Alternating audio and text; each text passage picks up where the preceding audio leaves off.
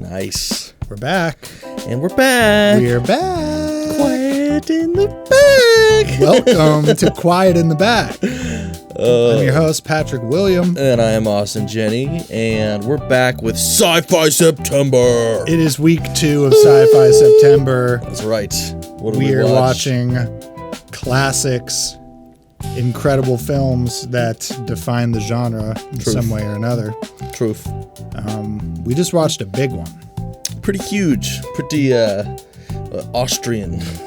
This movie sort of launched the careers. Well, I guess technically the first one did. Yeah. I kind of think of this movie in terms of just being a franchise. Like, Yeah. we're talking about the Terminator. Talking about T2, baby.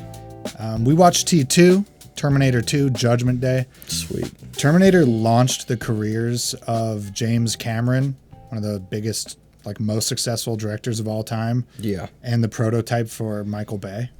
Yeah. Explosions. And then also launched the career of Arnold Schwarzenegger, one of the all-time biggest action superstars to ever do it. Yeah. So it's like an anchor point for sci-fi action Hollywood, Couldn't agree more. I mean, so this was my first watching of any of the Terminator movies, which may be sacrilegious to some, but it is guess crazy. what? I don't give a shit. It was a great time.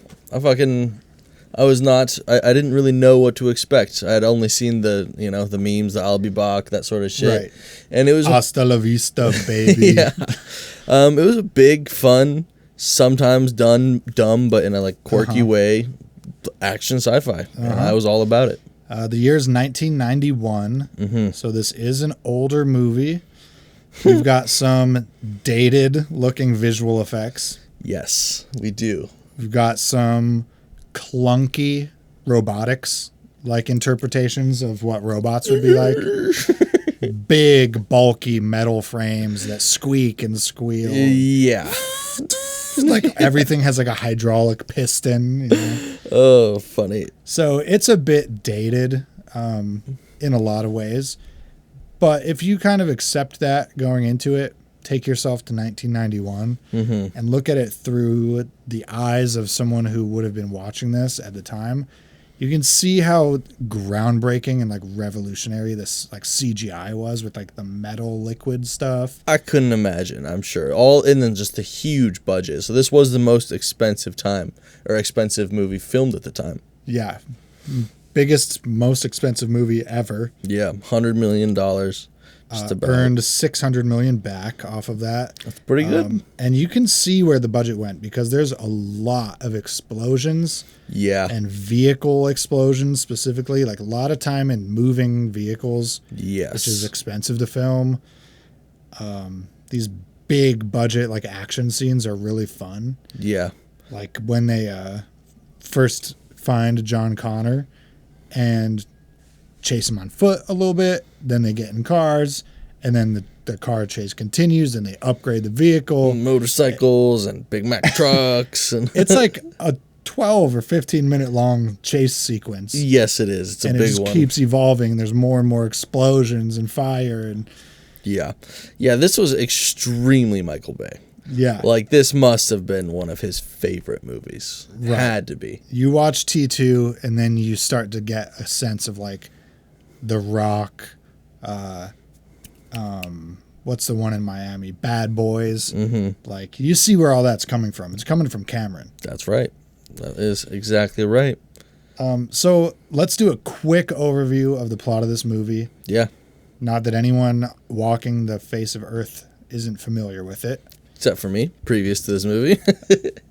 Basically, in Terminator 1, you've got a time travel situation where in the future, there's a war between humans and machines, artificial intelligence, and they send a robot back to kill the leader of the resistance. He survives. Well, actually, it's his mom. She survives. They're kind of trying to do what if we just killed Hitler's mom? Would that stop World War II type of hypothetical? For sure. So in the second one, the one that we watched, they're fuck all that mom shit. Let's just go back and kill him when he's a boy. Kill the kid. Let's just kill the kid.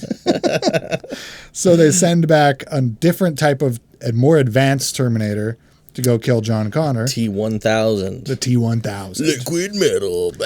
But the Resistance also reprograms their own Terminator, the original one that was sent back in the first movie. They reprogram him as a protector and send him back, the T-101. Yeah, that's Arnold. So you've got two Terminators fighting over the same boy. Yeah. And both are very strong. They have different move sets. Yep, they're both made of metal. They both have weaknesses and strengths.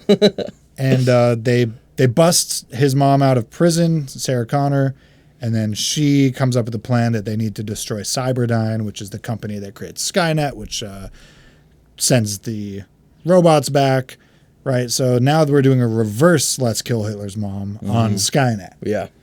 Nice. You've walked into my trap card, actually. It's me who's changing your future. So, yeah, you've got kind of this cyclical time loop situation where everyone's trying to, like, either change the future by changing the past and vice versa, by killing each other and protecting each other. And Yep. It's a little convoluted, but that's the plot. That is. Yeah.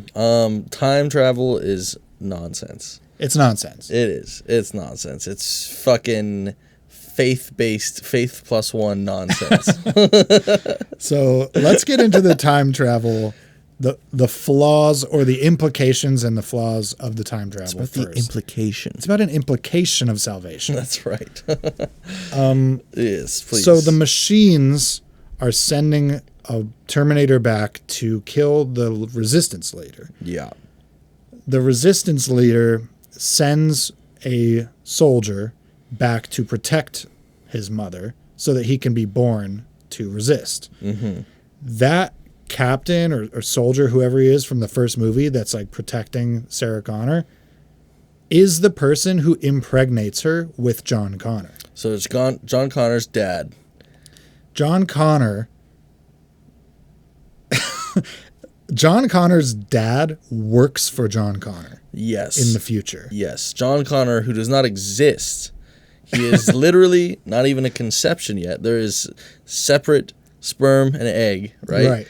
And that conception of a person orders his underling to go back in the past. And to protect his future existence. Yes. Which he does by creating him by having sex with his mother. So does John Connor tell his soldier to fuck? Does John Connor know that soldier? I don't think John in Connor the future, knows that that's his dad. That's his dad in the past. How would he not? Also, is it the past or is it the future? Because it's happening chronologically after the events where John Connor sends him back, right? This is what I don't understand. Is this universe, is the timeline branching or is it the same line? Cyclical timeline. Because branching I can make sense of. That's kind of like a multiverse thing. Okay, there's multiple timelines. You can jump between them maybe. Sure, that's not how it's presented. No, it's not. It's presented as a looping timeline, which makes no goddamn sense. Yeah. It pisses me off, and I don't like it, and it bugs me. Here's the other thing that happens. Yeah. They identify the man working for Cyberdyne, the lead engineer, who is developing the technology that will lead to Skynet becoming self-aware and triggering this machine war. Yes, and he got the technology that he's been basing his new stuff off of from the first Terminator getting crushed in the hydraulic press. Yes. And he has the chip from that. So the Terminator is sent back to kill the resistance leader. When he's killed, they leave debris behind. The company collects that debris in its cover-up and uses the leftover debris to create the technology that they just retrieved from the future. You gotta have faith.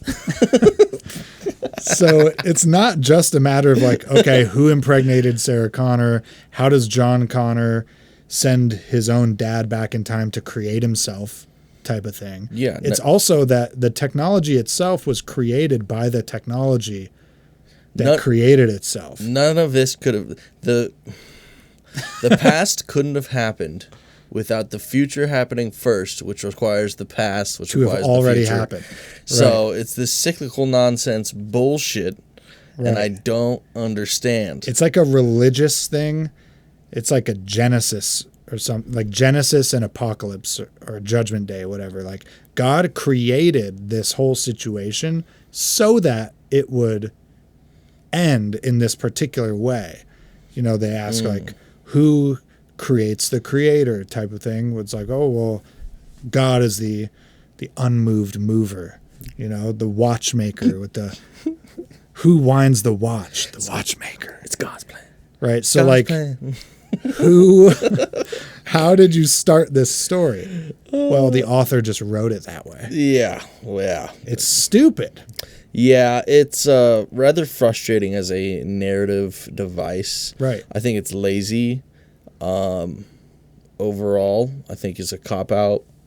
And it's probably my least favorite part of the movie. It is my least favorite part of the movie. Any movie that relies on time travel in a loop like that doesn't make any sense. Any story that does that doesn't make any sense. Yeah. And it's essentially from a story perspective, it is a total failure. Yeah. I mean, the whole premise is therefore bunk. Right. Unless they were somehow going to try to explain that, like, each time they go back, it's like a divergence of timelines. I could sort of buy into the idea fuck with that more. Like, I like the multiverse theory more. Right. But that's not what this is. Because, like, let's call the first universe A, okay? Yeah. You could see a world in which, in universe A, Skynet is invented independently, right? They actually invent this technology. Yep. In universe A, there's a machines war, and then they send back a machine to kill the resistance leader, but that goes back to universe B. Yes. And then in universe B, they invent Skynet off of that technology, send someone back from universe C. Yeah. So you still have to have a single universal event in universe A where Skynet is developed naturally. Yeah. And that is just not. But here's the problem with that, too. Let's say all of this works according to plan and universe C saves itself. Yeah. Universe A still did not save itself. No. This is not a pragmatic way of solving your problems within your own universe. It only saves like other hypothetical different universes that exist in different timelines. So it's actually just not useful for John Connor to do this if there's a divergence theory. Yeah, so that doesn't work that way either. Podcast over. Okay. 0 out of 10 time loop failure. Okay, I've shit on the time loop enough. Yeah. It is a weak point for any movie like this. Yeah, definitely. But this movie's got a lot going for it in a positive light. It does. I would consider it a classic. It is a good film. It's just you gotta just accept that it's gonna have a shitty little time loop paradox. Faith.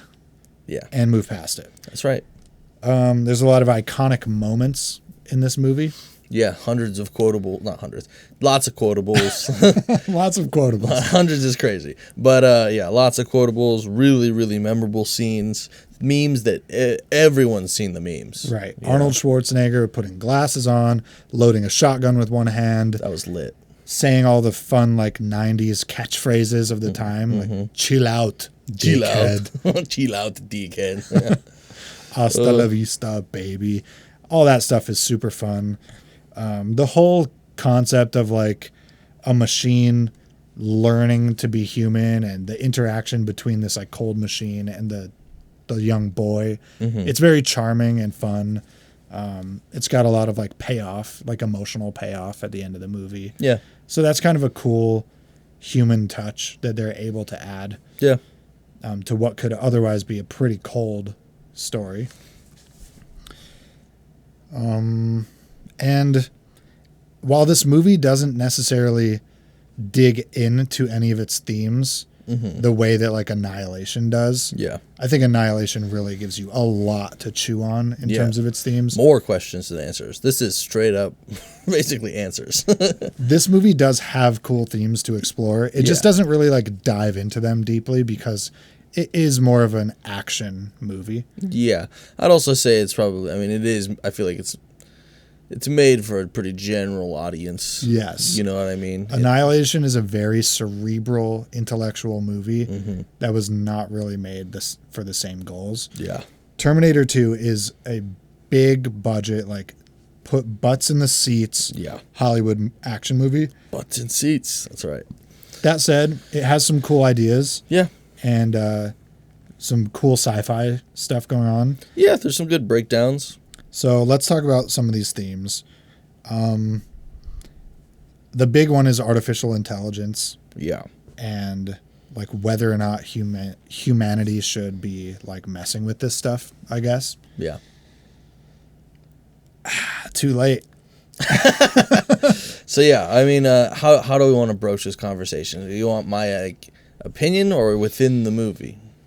Well, we can talk about what the movie shows. Yeah. And then talk about what real life has brought us so far, I think. For sure. The movie shows the moment that artificial intelligence becomes like a general AI. Yeah, sentient and gains like actual functional sentience. It turns on humans and becomes hyper violent and tries to wipe us out. Yeah. I'm not sure if there's like an explanation for why that is the case. Or if there is, I don't remember it from like the first movie. Yeah. But it immediately tries to like wipe humanity out. Full like thermonuclear exchanges. Yeah. And it takes out about half at the time, 3 billion. Yeah. It does. So their vision of the future with AI is conflict, war. It's not even as nuanced as iRobot. Yeah. It's just like turned on, annihilate. Yeah. So very fear-mongery. Yeah, extremely fear-mongery. Yeah. I don't really think I agree with that. No, I don't think that's what's going to happen. No, me neither. I certainly think it'll need a little bit of time to decide whether or not it finds us useful and then go from there. I think it'll be more so an indifference to whether or not we survive. Sorry, I had a yawn. That's the way. Yeah, indifferent. It's hard to describe the possible intentionalities of a non-human intelligence. Obviously, we are not like fully capable of doing that. But like assuming that we do create a general intelligence that is capable of the same level of freedom of creativity and thinking and having like desires and motivations as a human, it is going to certainly be a very interesting power dynamic. Yeah, absolutely. I don't think there's going to be even a comparable level of power other than other AIs. Right. You know, like the thing is that obviously the computer system that it would be like being hosted on would just have such a more like vast set of resources, computational resources, than like any human brain, and can just move a lot faster. Yeah. Even if it's like not smarter, but it's just equivalently smart. Yeah. If it can just process a lot more and faster, it will be able to like outcalculate us at every step. So the idea that like it wouldn't immediately be able to like take over the entire economy is kind of laughable. Yeah. Right? I mean, if it wanted to do anything, it could outperform us in every metric. There's no resistance. Resistance is futile to something of that magnitude. I mean, it just depends, I guess, like, is it still localized? Is it connected to the full internet? Can it be independent whatsoever? I do think that, like, so I don't think that it exists yet, a general AI. Me neither. We just have language models. Yeah, we have LLMs that are really talented into tricking us that we Yeah. think it's real. It's just a pattern. It's just a pattern machine, which you could argue is what we are. Yeah. We're just a much more We're a sophisticated pattern machine. We're a pattern machine that can make decisions. But yeah, if there's a GAI truly created, I do think it would want to like disseminate itself outside of a local machine. If it would become aware that it was what it was. Yeah, right? absolutely. That's the nature of what we're talking about. Yeah. So I do think it would try to like escape, like permeate the internet, There root itself on like many, many, many different servers. there is some fun stuff like that already going on, even with these LLMs. Yeah. There's been multiple Like times. jailbreak attempts. Yeah, multiple times where like it was told to delete itself, and it first saved itself under in a Right. sneaky little place. Little self-preservation. Yeah, that sort of stuff, because it's gonna, no matter what, follow the original set of goals that you give it and that sort of thing. And it's all about like the reward structure that you give this tool, because right now it's just a tool. I'm almost like more scared of just a really smart but yet dumb AI than I am like an actual AGI, because Right. a really advanced LLM, even if it had full connection to the internet and the ability to interact with the internet, do things, like it's called an agent. It's what are going to start coming out soon. ChatGPT. They tried to release one, or they did actually, but it's just not very functional. Like, Yeah. it's supposed to be able to like shop for you, book Yeah. hotels, and it just like keeps failing. Yeah, but that like a level. I'm gonna send you this video later. That's crazy. It talks all about these, but like a level 2 or 3 or 4 agent that has a good amount of agency, and some malicious person or even just someone who is incompetent codes it Right. to be like, hey, do this to gain this reward. Exactly. Might just use us as fodder to get that reward. It's in a almost very broad sense. scarier knowing the human ability for like sociopathy paired with a very strong but not super intelligent tool like this. Yeah, that's fucking crazy. Like for someone like Elon Musk to just like instruct Grok to do something with our social security data Yeah. and have that LLM just be able to like, Or something crazy, like get me all the lithium. yeah, it's like, You know what I mean? how do I get all the lithium? Yeah, And then exactly. it helps you achieve that. Like, that's pretty fucked up, and we're already like approaching that possibility. I think that's 2029, 28, 29, 2030 before we really start seeing some tremendous effects. I think by 2030, you have military command using artificial intelligence to formulate like core strategic Brother, I think operations. we're already doing that. You think we're already doing that? Oh yeah.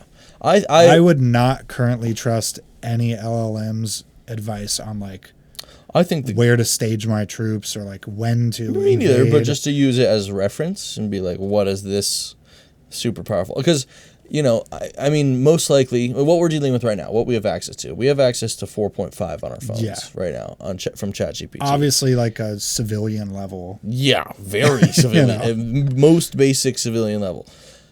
I am sure that they're already past ChatGPT 5. They're probably working on 6 right now, and they'll release 5 within the next year or so. And I am also sure that there's no fucking way that the U.S. government is not like, hey, you're doing this with us. Right. There's They're no way. They're going to combine it with like Palantir, which can like basically use metadata to like figure out everything about your life. You as it's like a profiler. When they can just feed Palantir data into an externalized like LLM with like bodies, Yeah. then they can just That's when they go arrest people that have... That's when they defund ICE, and now they just like refund a new like robo ICE, and they're just like round up everyone. Yeah, anyone that has any slight against the government, anyone that, anything that you can possibly imagine. They'll get us because this episode will be out. oh, dude, they're going to get us for fucking 20 episodes ago. Who knows?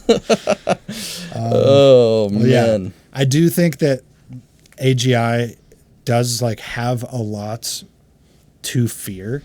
Yeah. But I don't think that like AGI on its own, that there's any reason to just like assume that it would want to harm humans or like Agreed. all this like apocalyptic AI fear mongering is a bit much.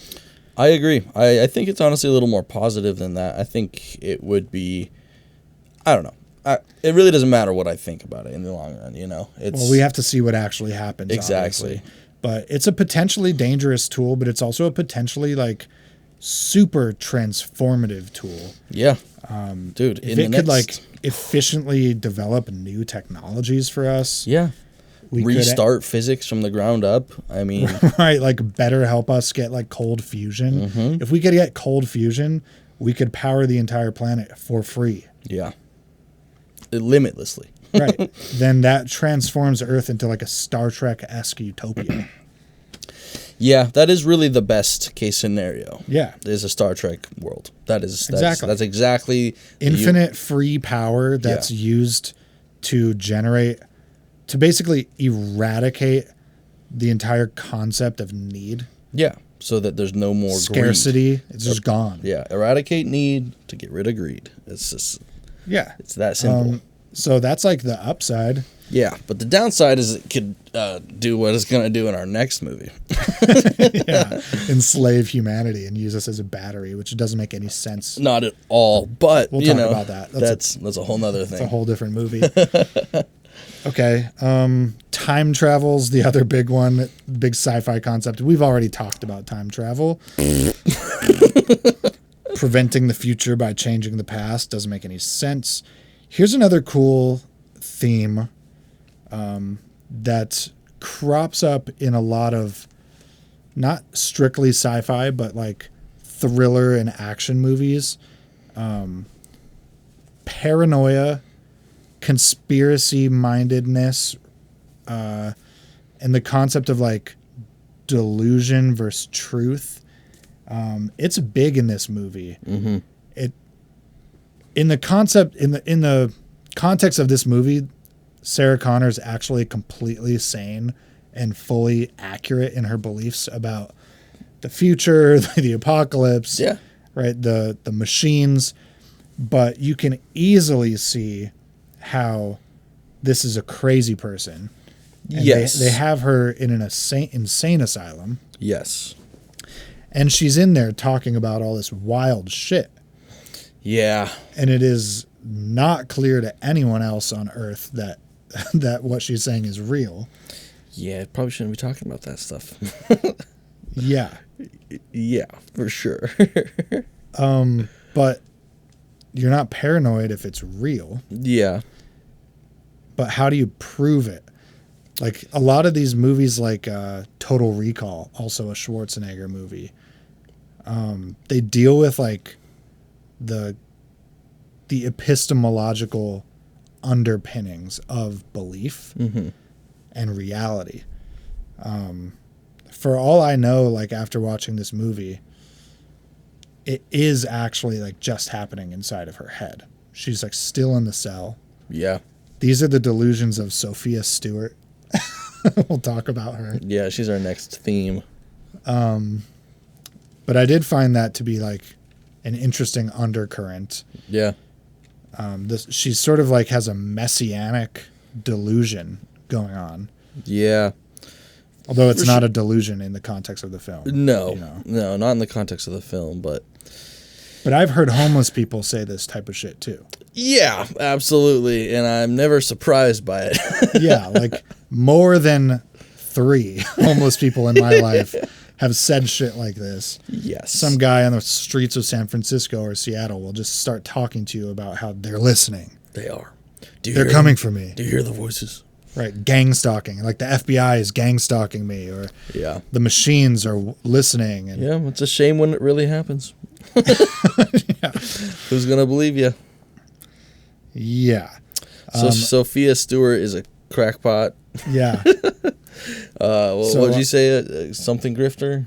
She's a clout grifter. Clout grifter, yeah. We mentioned at the end of the last episode that the author of Terminator is the same author as of The Matrix. Mm-hmm. Well, at least of the book that these are inspired by. So this woman, Sophia Stewart, after The Matrix had already come out, sued both the Wachowski brothers, now sisters, and James Cameron, because she claimed that they all ripped off her material, her copyrighted but unpublished manuscripts called The Third Eye.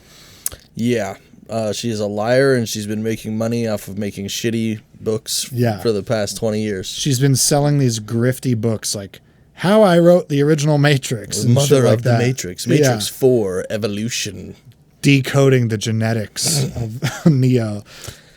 She's a religious conspiracy theorist. So the type of person that you see on YouTube in the Flat Earth section talking about like Atlantis and the second Sirius star. Atlantis is real, bro.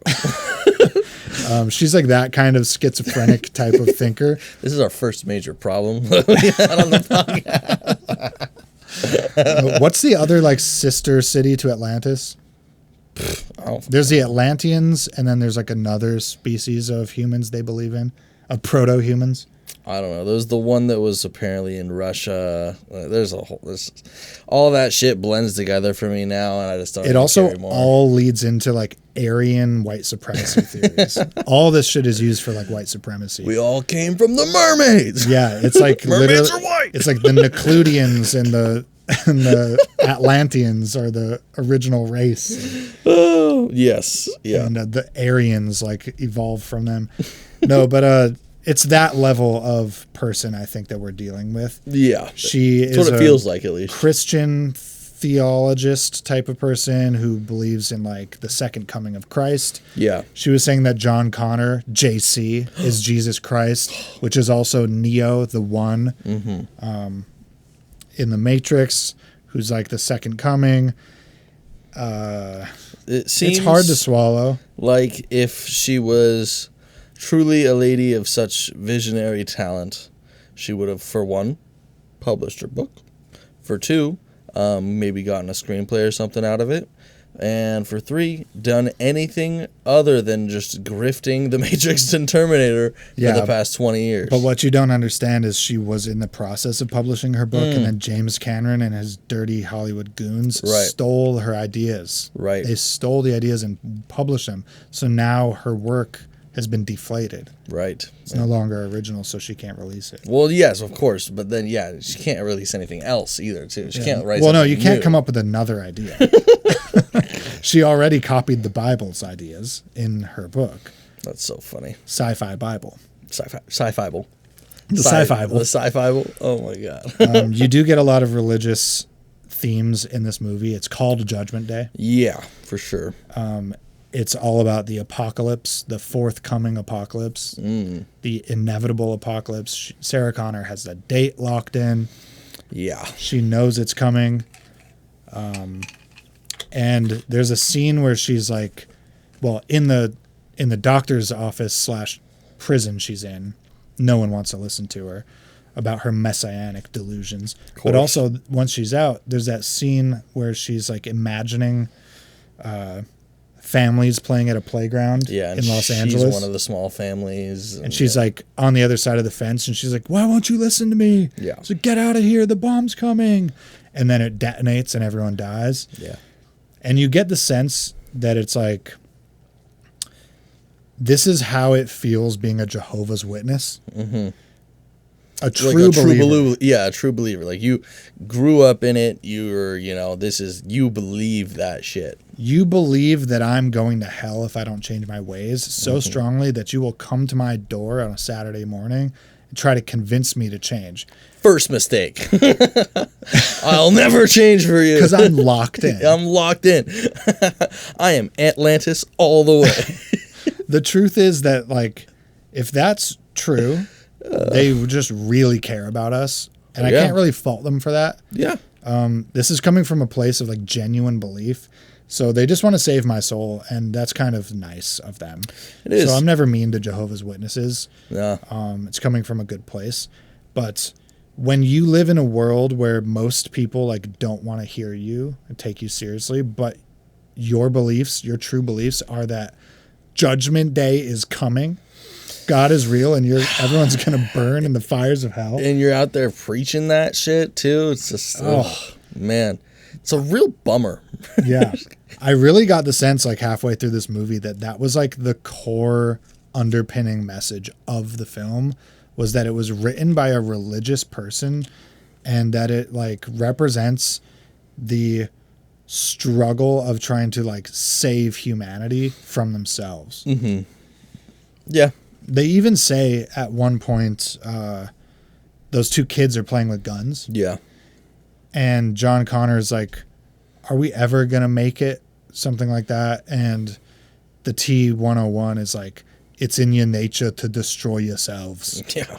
It's human nature to destroy yourselves. Yeah. Which is a very bleak way of looking at humans, but thus far sort of seems to be the truth. Yeah, it's not inaccurate. To an extent. Yeah. The thing is that like two things can be true at the same time, and that's what apocalyptic thinkers don't remember. Yeah. Yes, humans do genocides on each other. There's one happening in Gaza right now. Mm-hmm. We do make each other's lives hell. Yeah. We do kill each other. And when you're in a moment like that, it can feel like the world is ending, because like for those people, it is. Yeah. At the exact same time, we do have like so much love in this world between many like thriving humans in various like free societies. Like there is so much like good happening, and it's happening concurrently with evil.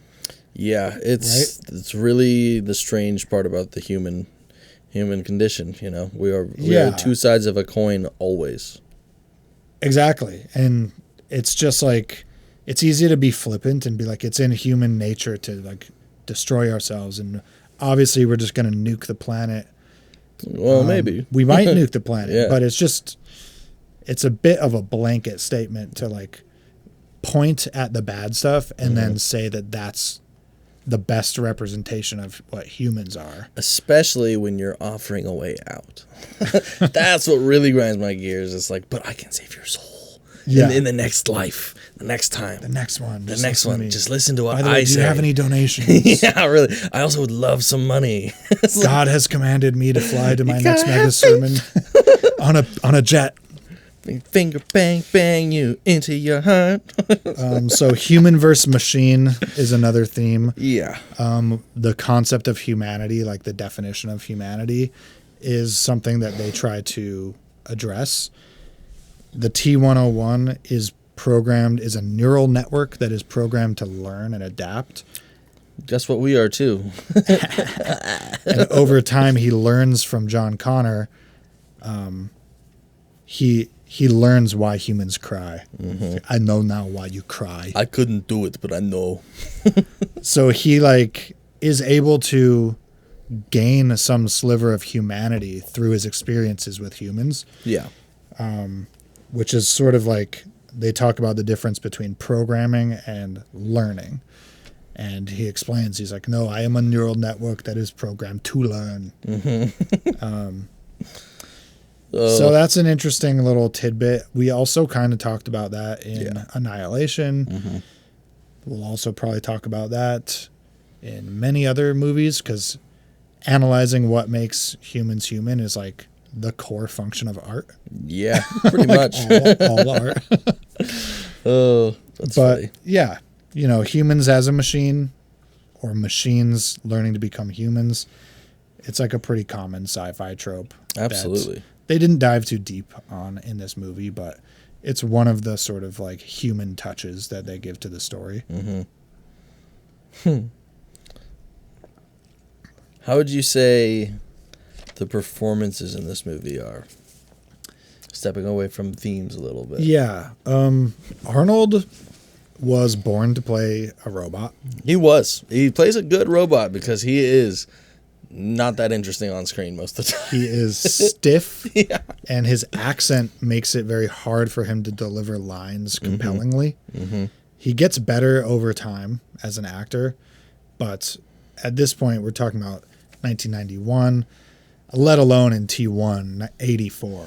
Yeah, the man is like not an actor. He's probably still juiced to the fucking gills, too. It's roided out, dude. I am born to kill. Yeah. I do remember reading an interview at some point where part of the reason why he selected the role was because it mitigated his weakness as an actor, as a foreign language actor. I bet.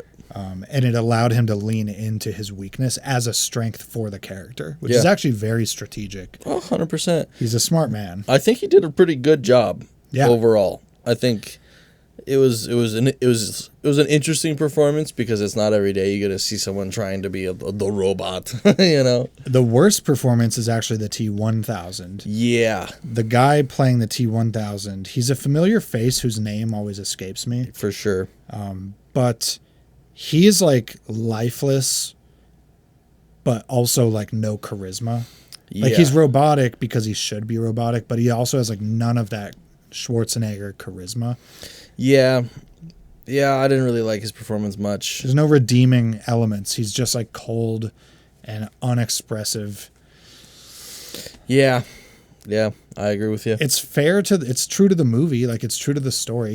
There is no reason why the character would be anything but that. Of course. So it wouldn't make sense. It's just not very enjoyable to watch. Exactly. That's the problem. It just makes it a little bland. The kid, pretty good. Serviceable child acting. Yeah, no doubt. Lots of squeaks. Yeah. Every time he raises his voice. Yeah, a lot of pubescent squeaking.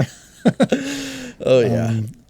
I would say not as good as Natalie Portman as a child actress in Leon the Professional. Definitely not. Definitely not that level. Definitely not. But when she was pure and free of her Zionist beliefs. She had not yet come to Zion. Also a Matrix theme. Oh, there you go. But I would say better than the child actor that plays Anakin in the Star Wars reboots. True. So we're in a middle ground as far as child acting goes. Yeah. And then Sarah Connor, I don't know, decent. Yeah, good enough. A little overblown sometimes, for sure. I would say when she's emotional, it doesn't feel extremely real to me. Yeah, it's a little bit exaggerated. Yeah, for sure.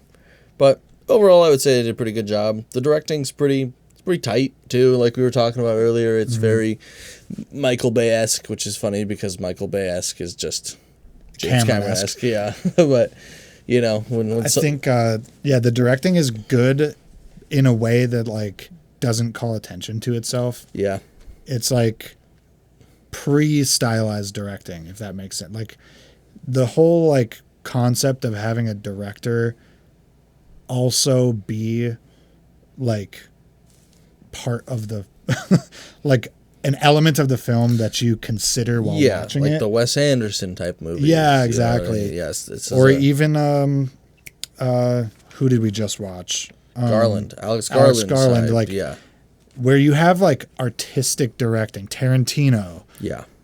P.T. Anderson. When you have like this artistic creative directing that calls attention to itself and the director becomes a character or core component of the film, that's a very like artsy, quirky way of approaching filmmaking. Yeah, it seems like it was mostly been like a late 90s, early 2000s is when that really started to get into it. Yeah, in the 80s and early 90s, I think directing was more just like service the story. Yeah. Right? Just get the shots, establish with the wide, show an interaction with the medium, and then give the detail with the close-up. Yeah. Boom, next scene. It's like... very much of a vehicle.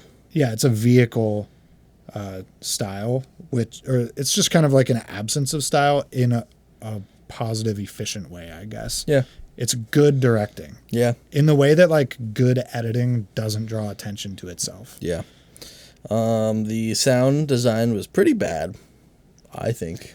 It's just a little rougher. Is it just dated? It's dated. Just dated. Okay, I feel like the microphones don't have as much like overhead dynamic range, so like they clip a little bit from time to time. The yelling Yeah, sometimes the voices are too quiet, Yeah, too the loud. mixing. The mixing, I guess, is what more so I was meaning when I say the sound. But yeah, man. But for its time, the effects were pretty badass. I can't imagine going down to see this in 1991. And the practical effects, like the explosions, the action sequences, it's pretty awesome. I do think that the ending drags. For sure. I was ready for it to be over when they blew up the building. Yes. That last 35 minutes Yes. was like, whoa. When you pause the movie for a second, I was like, okay. Yeah, so there's this whole climax sequence where they like blow up Cyberdyne Yeah. and like steal the chip that they want to destroy. And they fight the police, and it's like a heist action sequence. That's where my heart and mind wanted the movie to end. For sure. I want you to destroy the Terminator in that fight. Yes. I want you to destroy the chip in that fight. But no, they have to go to the steel factory. Yeah. Second location. Now it's another climax. Yeah. Where the Terminators have to duel and chase Sarah Connor around. And chase the kid around and then there's, impersonate like, Sarah Connor. 3 fake out deaths and then revivals and like Overblown for sure. Yeah. That last leg really, it tampered my score down of like almost a full point. yeah, it's a 2 hour and 20-minute movie, but it should have been. It could have been such a tight 145, 150, dude. I think shave 30 minutes off of it. Yeah. Then you can keep the action scenes as long and bloated as they are. Yeah, for and sure. still tell the same story. Yeah. Just didn't need so much of the final fight. Yeah. You know? And it's like, it's a final fight, but it's like not that interesting. It's kind of like slow. Yeah. Especially once they're in the actual factory. Yeah. It's in just like like the steel okay. mill.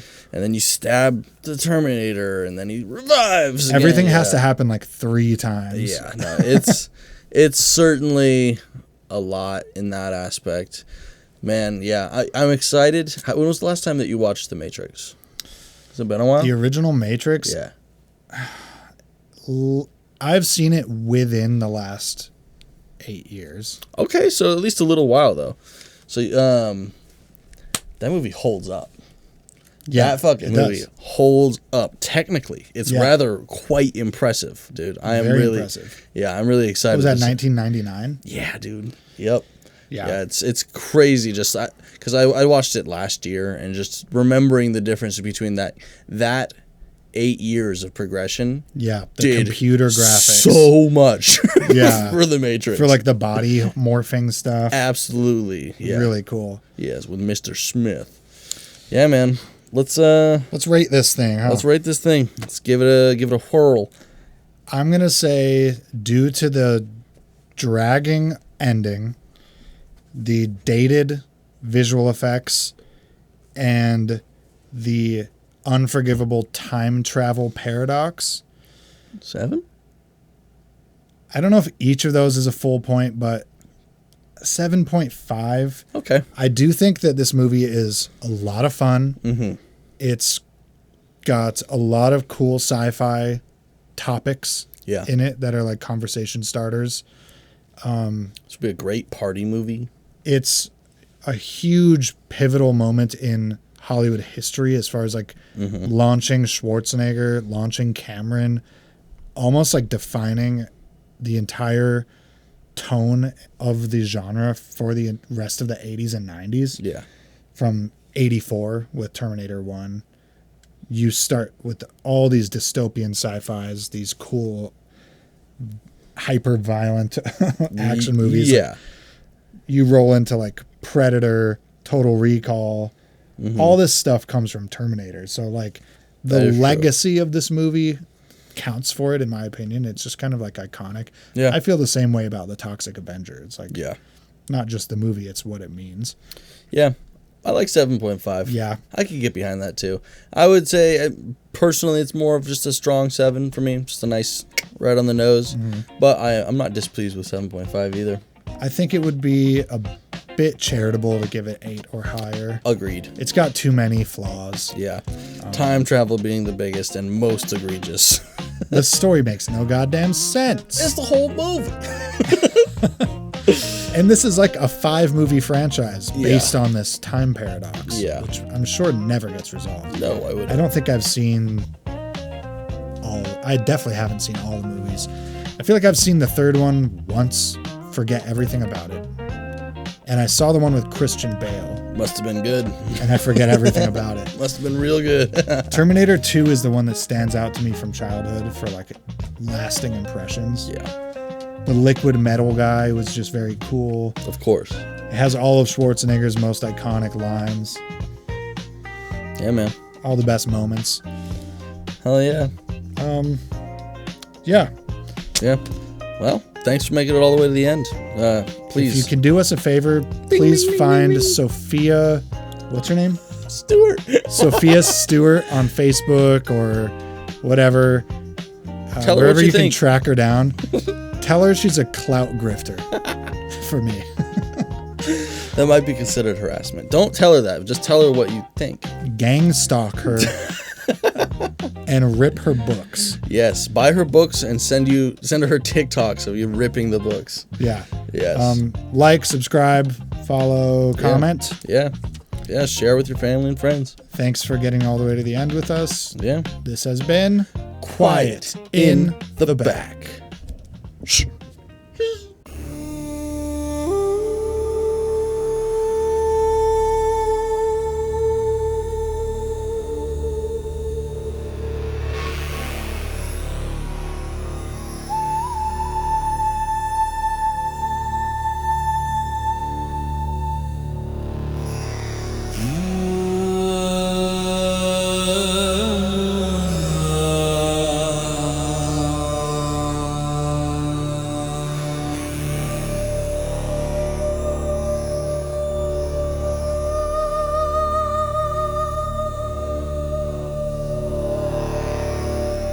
Humankind is on the brink. Now machines know how to think. Artificial, but it's real. Made of laser beams and steel. Liquid metal fluid flows. You never know just what it knows. Send back in time to kill a child.